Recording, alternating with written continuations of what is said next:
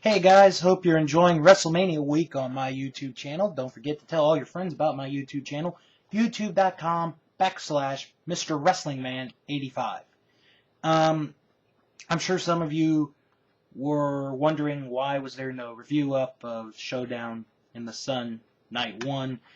Well, let me be perfectly honest.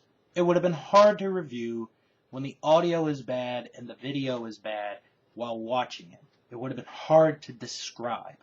So I chose not to review that, but I'm still going to review Day 2 of Showdown in the Sun, and they did a lot better on the technical aspects, with the exception of a couple problems, which I'll get to in a little bit.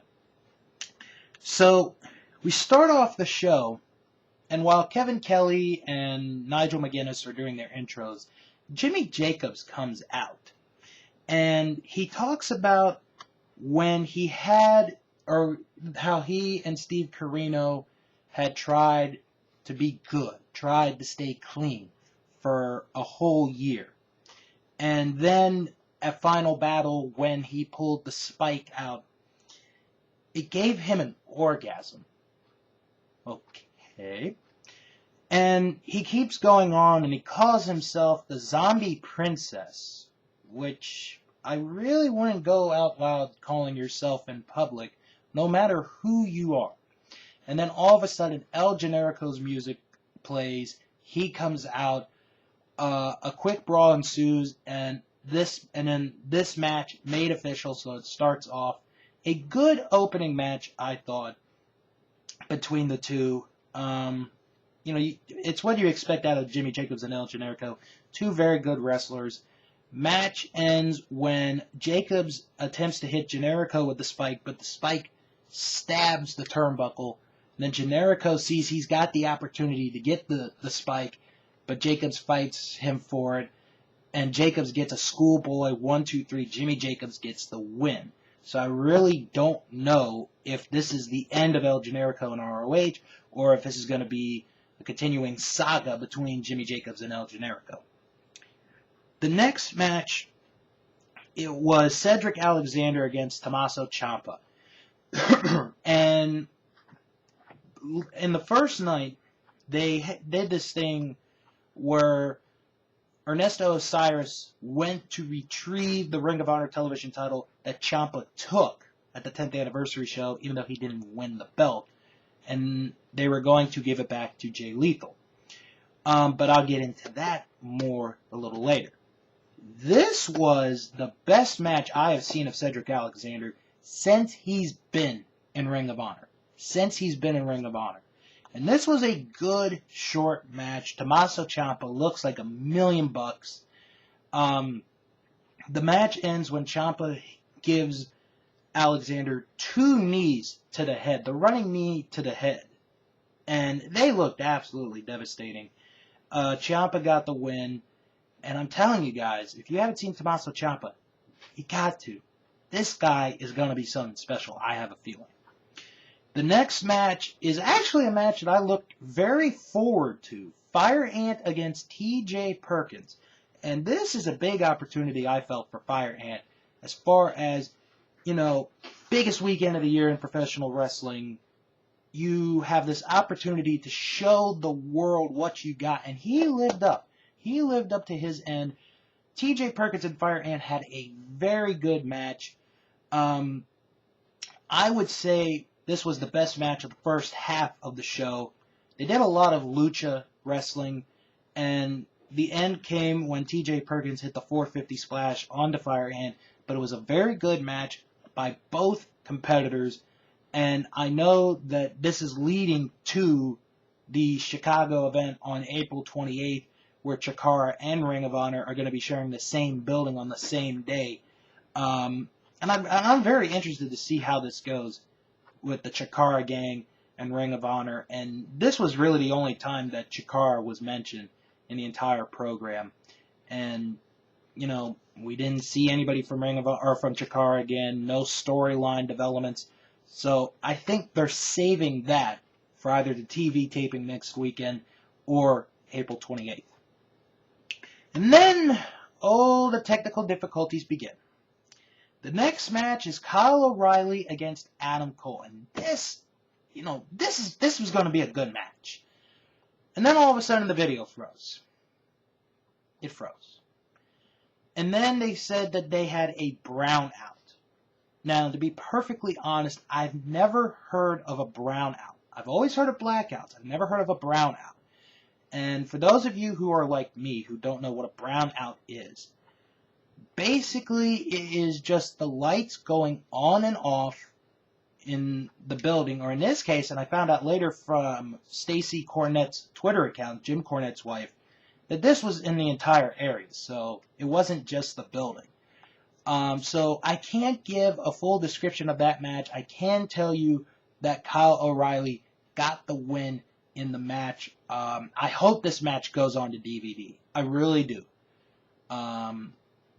It just would not make... If this match is not on the DVD, I understand. But if they have enough good footage to show, then it's worth putting it on.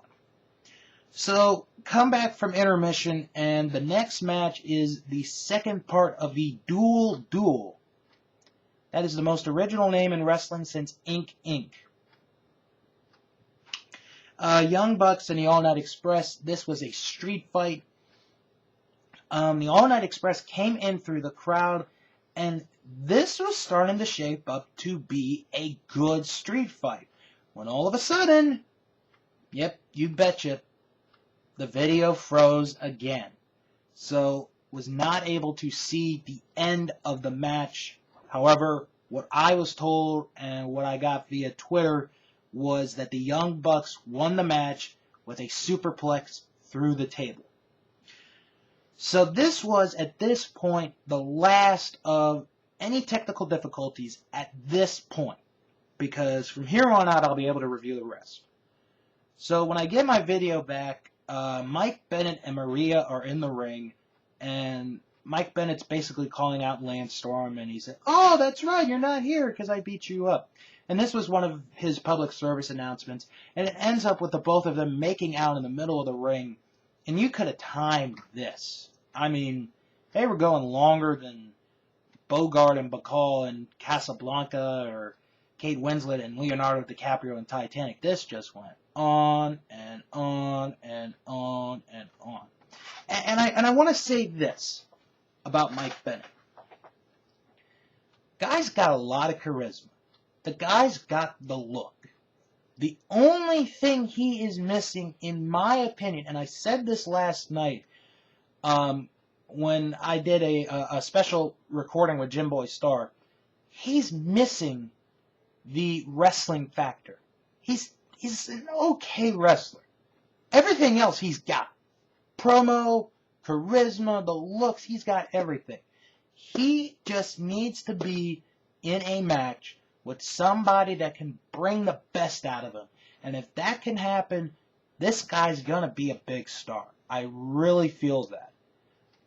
But it seems nobody's been able to do it yet. And I really hope it's soon. I really, really hope it's soon. So the next match, the Briscoes defending the Ring of Honor Tag Team titles against Charlie Haas and Shelton Benjamin. And I gotta admit, I was a bit disappointed in this match. I was disappointed. I thought this was going to be a very good match like they had at Final Battle. But for me, it just didn't click. I'm not really sure why. Haas and Benjamin played the heels really good. The first couple minutes, you had a couple fights, and then Haas and Benjamin had control. Now, the end of the match, I liked. I really liked the end of this match. Because Charlie Haas has Jay Briscoe in the Haas of Pain. And Jay makes the ropes. And then Haas and Benjamin are going to attempt that leaping move, which is called the Leap of Faith. Mark climbs up the top rope. He catches Shelton Benjamin. They roll to the outside. Jay catches Charlie Haas into a small package. 1, 2, 3. The Briscoes win and retain the tag team titles. After the match, Haas and Benjamin beat up the Briscoes. And this part, and I love this, Haas and Benjamin each took a leg and they pulled Jay right into the post, going after his groin, and it's reminiscent of the whole feud with Jerry Lawler and Austin Idol and Tommy Rich in Memphis in '87, which was so good. And I thought Haas and Benjamin did a very good job with that. They did that 3 times, and that's going to continue that feud. You know, and I think the post-match activity for me is what saved this match. You know, and it's going to continue the feud, and I'm really hoping these two teams have a good match. I really do. But today was just not the day. Then we go into the Blind Destiny series. Eddie Edwards and Kevin Steen was up first, and this was a good match. These two guys delivered. And this was a match, and I know I talked to Jim Boy Star, this was the match he was looking forward to the most all day today. And these two delivered. This was a good match. And a lot of the time they were fighting, and other times they were in the ring wrestling, and it was very good. And a couple of key spots I want to point out. One was Kevin Steen on the stage.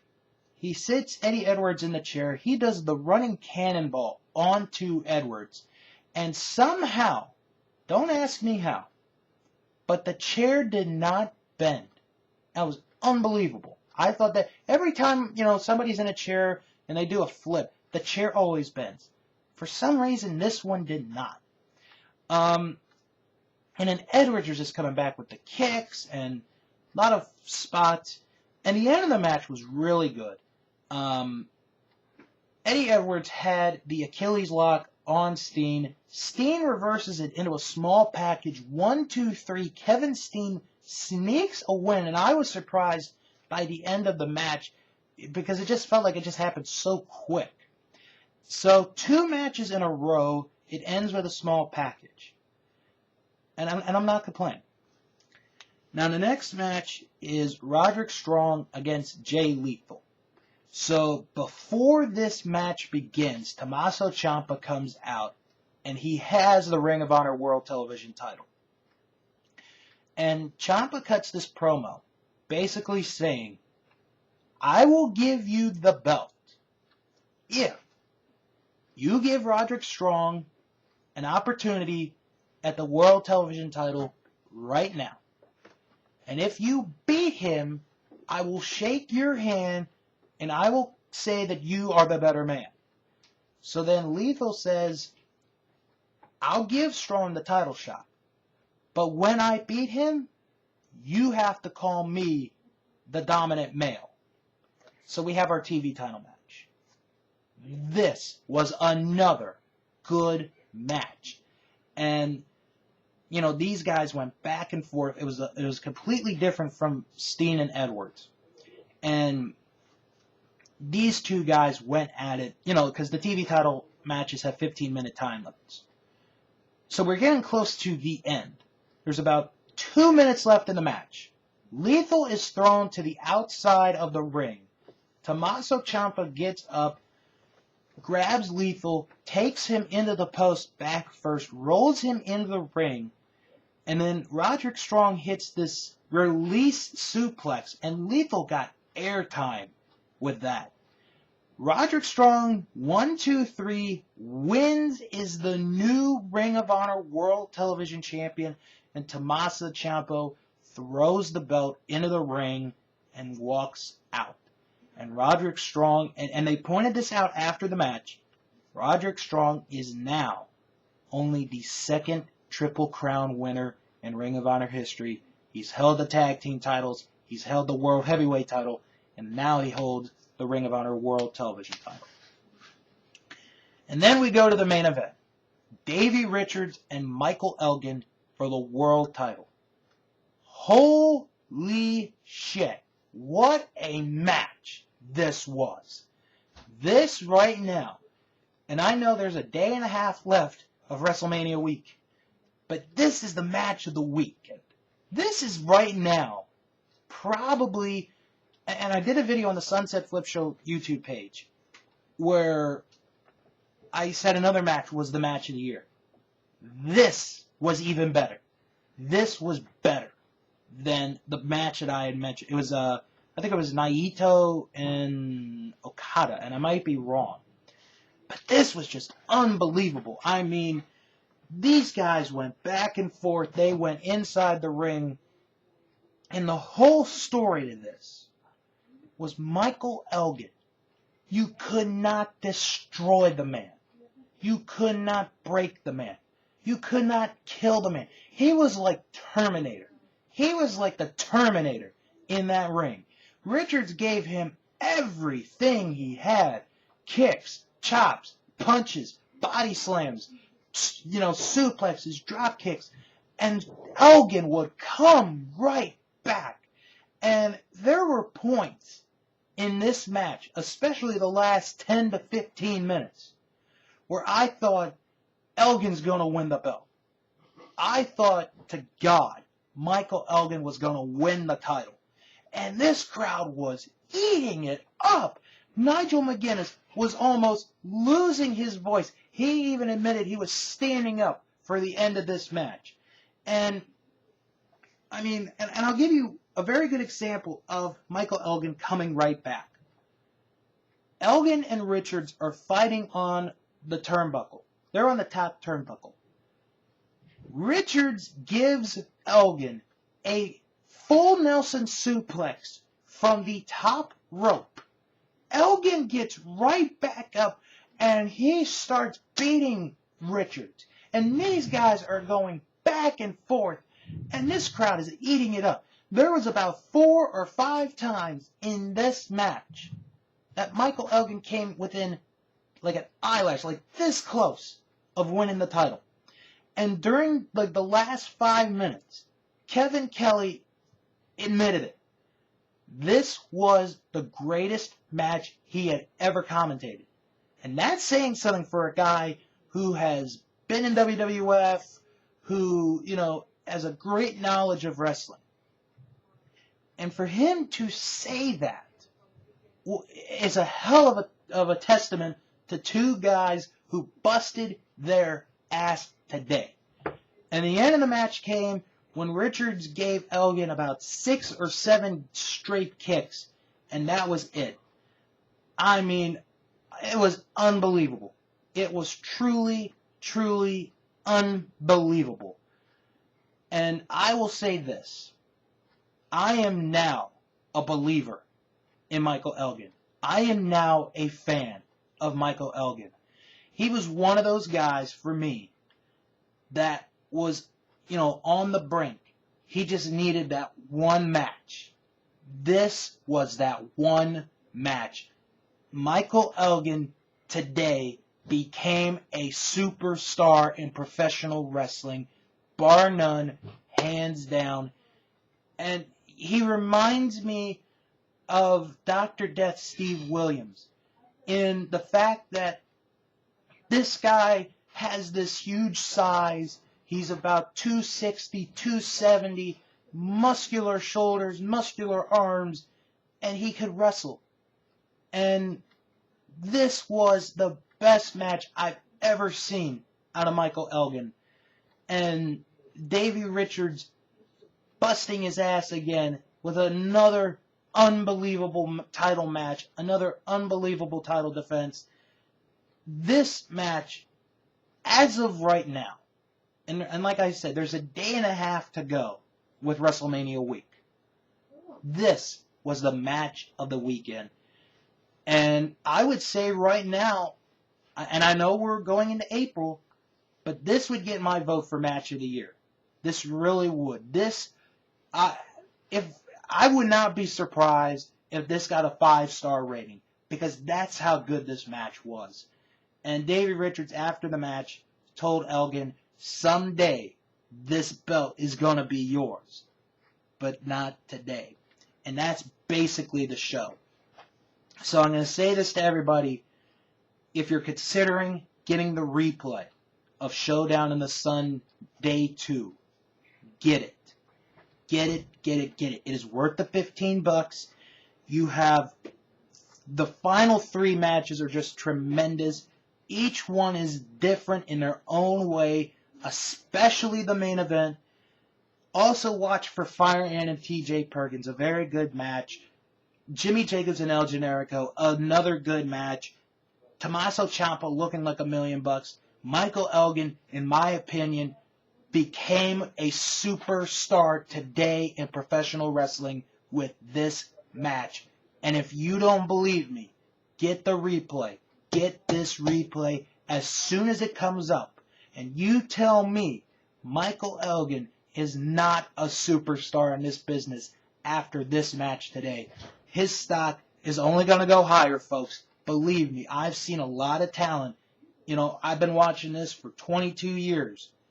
Michael Elgin today became a superstar in professional wrestling, and the sky is the limit. Overall, a very good show with a triple main event that is to see, with the last one being an instant classic, an all-time classic, not only in Ring of Honor history, but in wrestling history itself.